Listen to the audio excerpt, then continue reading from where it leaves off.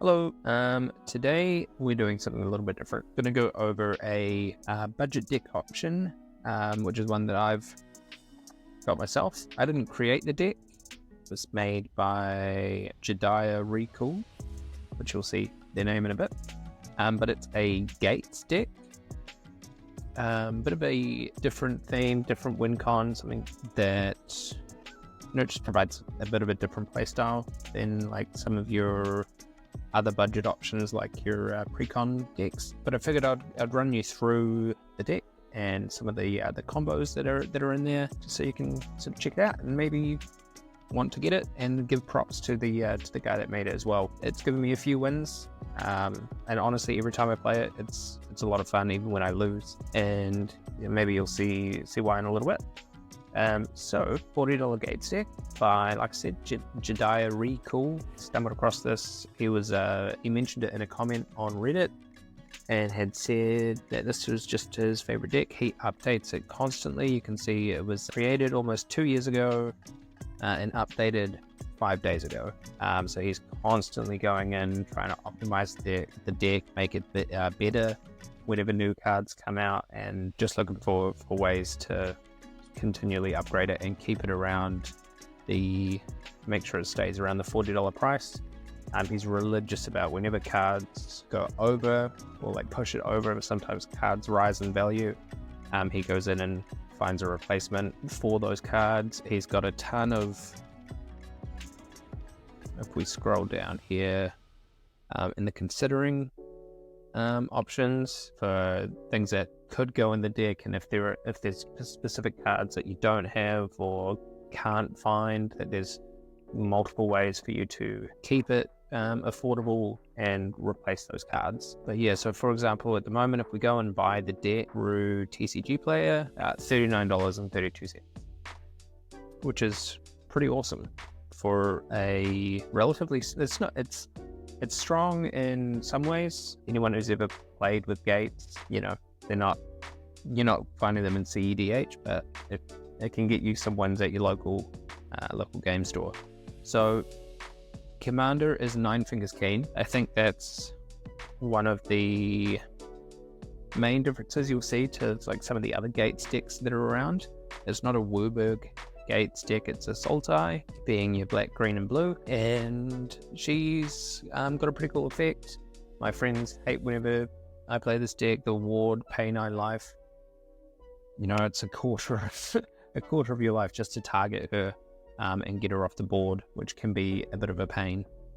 What I am going to do, because this deck is updated so often, this one that was updated 5 days ago is not the one that I have. It's a little bit different, not much different, but different enough.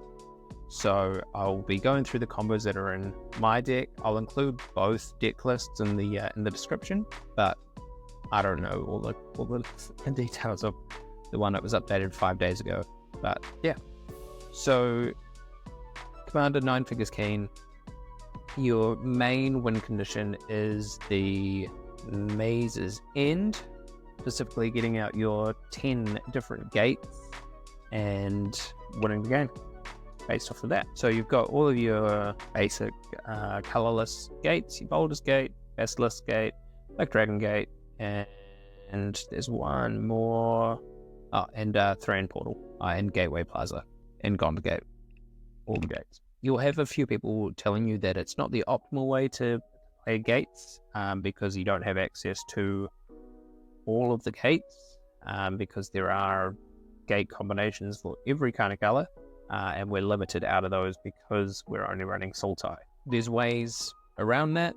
One of the ways that as well as playing a Nexus. I personally feel as though it's not really necessary. I haven't really had a situation where I'm struggling for to get the lands out. And when you look at 9 Finger Keene's ability, you'll see why. There are 2 other gates that you can add in, the Talon Gates of Dara and the Black Gate. These cards are both sitting at around about $12 each or more, depending on where you're looking, and so it adds significant cost, almost an extra half of the deck just in the cost before you can add them in. So, you know, it kind of goes against the idea of the deck being so low cost. But yeah, that's your basic land structure as far as what we are looking at. So, right back up at the top, the commander, 9 figures Keene. So basically what we have here is whenever we deal combat damage with 9 fingers Keene, we get to look at the top 9 cards of our library, and if there's a gate card in those 9 cards, we put it onto the battlefield, which is pretty cool. One thing that she has Menace and Ward, pay 9 life, like I said before, paying a quarter of your the opponent's life just to target 9 figures Keene with a spell before you even have any counter spells or anything like that.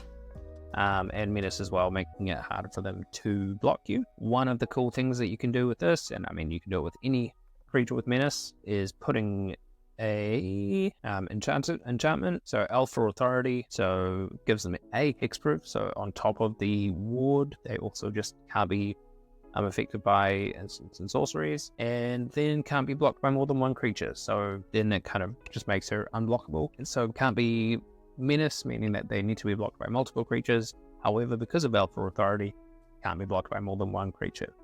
So now can no longer be blocked. A few different enchantments that kind of give the same effect. So Alpha Authority, Aqueous Form, Familiar Ground, and Way of the Thief. These are all just kind of ways to guarantee that throughout the deck is ways for you to make these things happen.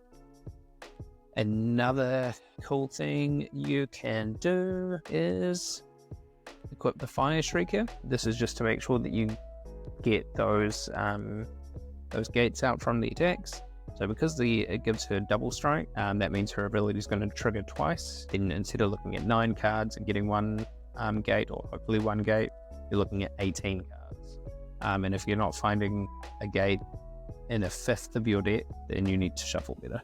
Yeah, so that's really cool. Other combos that are in this deck that just help make it pop off, one of my favorites is Sage of the Maze. This kind of helps you just get, it's going to make your table hate you, but you add 2 mana of any combination, and then his bottom ability, tap and untap gate you control, and then you untap Sage of the Maze, tap him again, get another 2 mana, and so on and so forth. And as soon as you start getting multiple gates out, you just have so much mana to work with that it makes you a target very quickly, and you just got to deal with that. Your alternative win cons outside of getting the gate, you have your Avenger of Zendikar. So enters, creates a 0/1 green plant creature for each land you control, and then your landfall is getting a +1/+1. So if you're not really finding your gate and you're needing another way to win, or you haven't found Maze's End and you can't quite